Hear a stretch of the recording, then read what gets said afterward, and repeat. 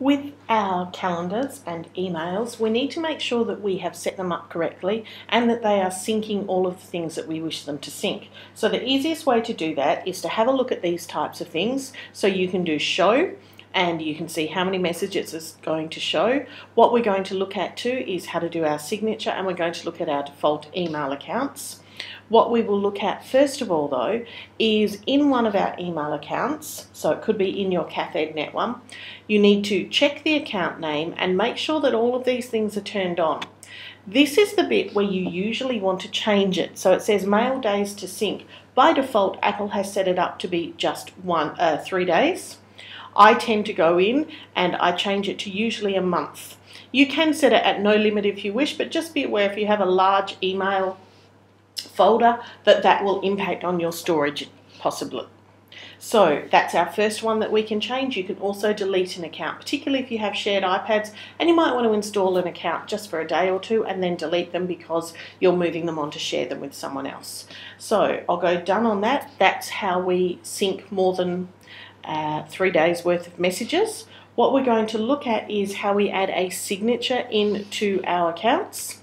So with the new operating system, iOS 6, it has allowed you to create different signatures. So all we need to do is per account, I can have sent from my iPad, or if I'm sending a reply email from my Notre Dame staff account, I can change that so that I say my full name,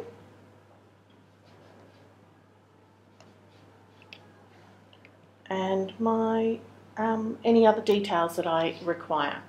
Alright, so that one is done. I'll make my keyboard go away. So now what happens when I go into my emails and I go into my Notre Dame account and I start to write a message from my Notre Dame account, it automatically has put in any of those things that I added in my signature. So it means that you don't need to keep typing in your numbers or your contact details and so on.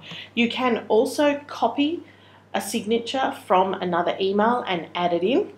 And the simple way to do that is to find a reply from someone. So if I go into my Gmail, actually I should go into my Notre Dame one, and if I find one and it has in there someone's, I want to collect my own details, all I have to do is copy and then go into my settings, go into my signatures,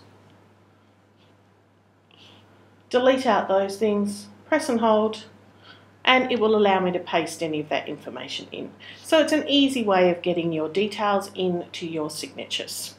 So that's setting up our signatures. Our next thing that we want to do is to make sure in our emails that we have our calendars turned on. So when you have your calendar turned on, it means that when you go into your calendar, so mine is sitting down here, when you go into your calendar, it actually works out what you are doing and syncs it with your other calendars that you have already got on your desktops and so on and so forth. All right.